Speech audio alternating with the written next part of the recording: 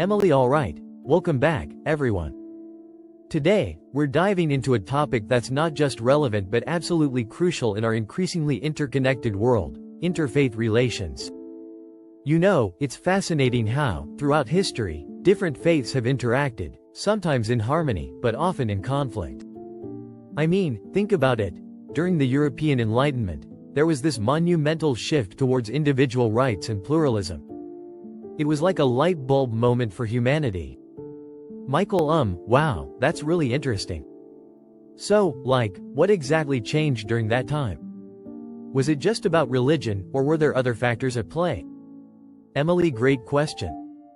It wasn't just about religion, it was a whole cultural shift. People started to value reason and individualism over tradition. This laid the groundwork for better interfaith relations.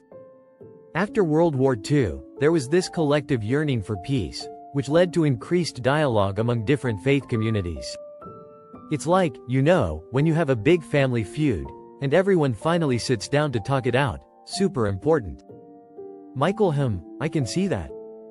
So, it's kind of like how we need to communicate better in our personal relationships, right? But what about the challenges? I mean, I've heard that Muslims often face misunderstandings. Emily, absolutely. One of the biggest challenges is that many Muslims lack education on sociological trends and the evolution of Christianity. It's like trying to play a game without knowing the rules. Plus, there's fragmentation within Christian groups, which complicates engagement. It's like trying to navigate a maze where the walls keep shifting. Michael, oh wow, that sounds really complicated. So, how do you even start to build those bridges? Emily, well, effective dawah, essentially, inviting others to understand Islam, requires strategic communication and building relationships within social networks. The Texas Islamic Council, for instance, aims to create a unified voice for Muslims in public policy discussions. It's like forming a team where everyone knows their role and works together towards a common goal. Michael, that makes sense. So, it's about teamwork. But what about the negative perceptions? I mean, I've seen so many stereotypes out there.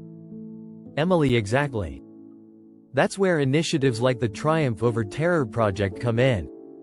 It seeks to clarify the language used in discussions about terrorism, advocating for the separation of Islam from the actions of extremists.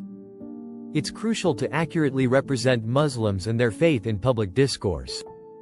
Think of it like a movie trailer that misrepresents the film. It can lead to a lot of misunderstandings. Michael, I never thought of it that way. So, when someone makes a negative assertion about Islam, how should one respond? Emily, the key is to remain calm and provide factual information.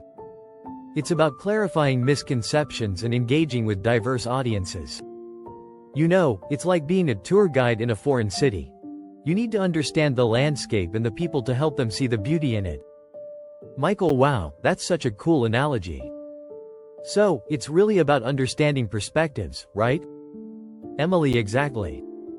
And remember, make your friends before you need them. Building those relationships is essential. It's like planting seeds in a garden. You nurture them, and eventually, they bloom into something beautiful.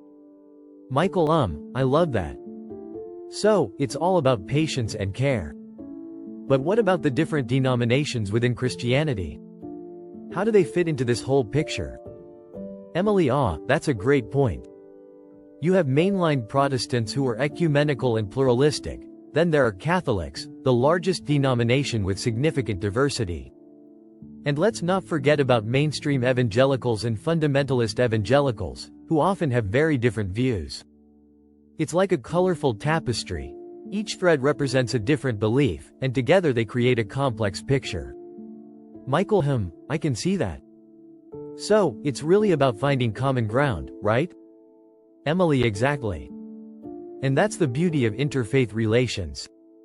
It's about promoting dialogue among different faith communities to foster understanding and tolerance. It's like a dance, sometimes you lead, sometimes you follow, but the goal is to create something beautiful together. Michael, wow, that's such a powerful way to look at it. I'm really excited to learn more about this.